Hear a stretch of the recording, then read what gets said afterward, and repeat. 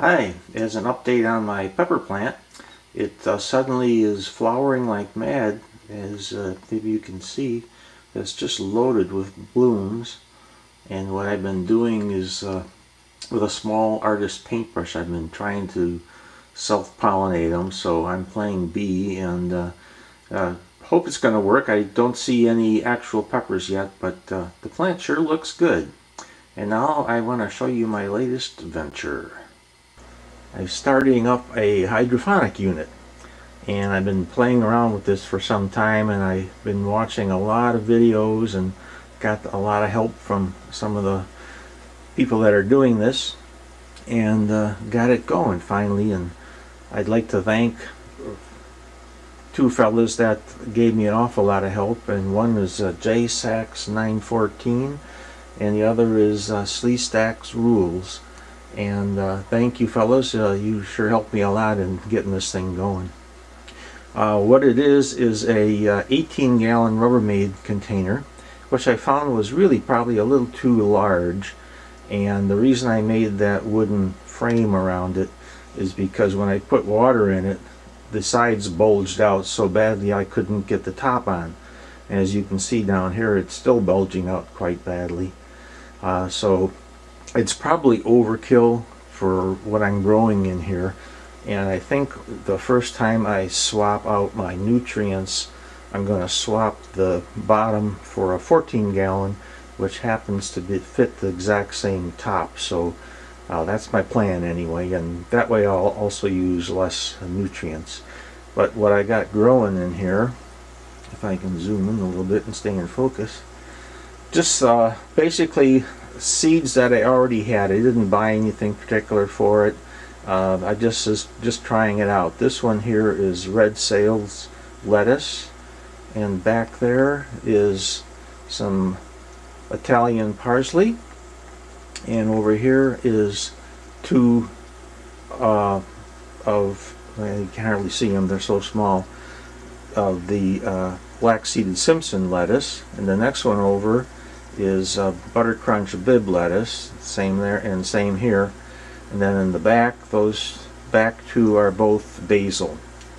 And the seedlings are really smaller than they should be to be in the unit itself, but I had a heck of a time getting them to germinate. I used Sure-to-Grow cubes, which are, here's one here, just a kind of like a polyester fiber fill, and then it's got a harder fiber fill top to it, and then a little hole where you put the seed. And supposedly you soak this in solution, water, or with a little nutrients in it, and the seeds can germinate in there. But what I found was happening was all the liquid would drain down and the tops would dry out before the seed actually had a chance to sprout. So I'm going to either switch back to rock wool or some other starting medium for my next batch. And the tin foil is on here because underneath I have a access port where I can check my pH, add nutrients, and things like that. And I just have this here to cover it up. And this little gizmo is something of my own invention. It's to check my reservoir level, and I made with a piece of styrofoam and a stick, a float, and it floats, and my marks on there, there's 3 marks. The where it is floating at now puts the nutrient level about an inch or maybe a little less above the bottom of the net pot. The second mark puts it right at the bottom of the net pot, and the top mark puts it about a ½ inch or so below the bottom of the net pots. And those will be the 3 levels I'll work with as the plants grow and their roots get down into the nutrients. Then I can drop the levels so they're actually a little bit into the air as well, and that helps to oxygenate them. But basically it's just an empty tub, and in the bottom of the tub is an air stone which comes in over here, you can see that, and then the pump is down below over here. and that's really the only moving part on it. It's a 12-inch air stone, so it keeps things bubbled up down there pretty well. And like I said, these seedlings have only been in here for a few days, so nothing really going, but at least when I do an update, you'll have something to reference it to. And down below that, I have my seedlings in the soil mixture that will be going outside. And this side, there's my wife started some flowers. I'm not sure what are all in there, but she's got them written down. And my vegetables are in the front row here. Those are 3 pepperoncini peppers, and then right behind them are 2 stupus tomatoes. There are supposed to be 3, one didn't germinate. And right behind them, the 3 in the back are Oregon Spring tomatoes. And the next bin over, those 4 small ones there are basil, it's Italian sweet basil. And then there's 2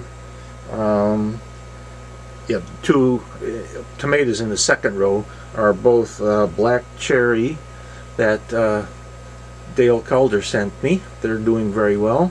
And the 3 in the back are buckbees that also Dale sent me, and they're doing as well too. And then in the back, way back there, those are all peppers. The first row is jalapenos, the second row is poblanos, and the back row are sweet bananas. And they have to be thinned out, and I'm about ready to transplant everything else into a little larger containers, and I'll probably be doing that in the next couple of days. When I do that, I will be adding some oh, by the way, these are growing in the coco coir material, and I'll be mixing some more of that with some worm compost, castings and compost from the worm bin, and that'll hopefully see some exceptional growth after that. But they're a little bit leggy right now, but that's okay, because especially on the tomatoes, I'll plant them. Most of that stem will be planted, and roots will continue to grow out of that as well. So there we have it. And I was going to take you outside to show you my garlic has come back quite nicely. Only trouble is it's raining out, and we've had some rain, but maybe you can see it from here too. I put those cages over it because the deer were eating them, and they're coming back very nicely, and they look real strong and healthy, so I'm real happy about that.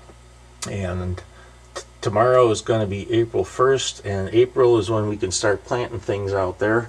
So next time I do an update, hopefully I'll have some more things out there, and we'll get ready to start the season.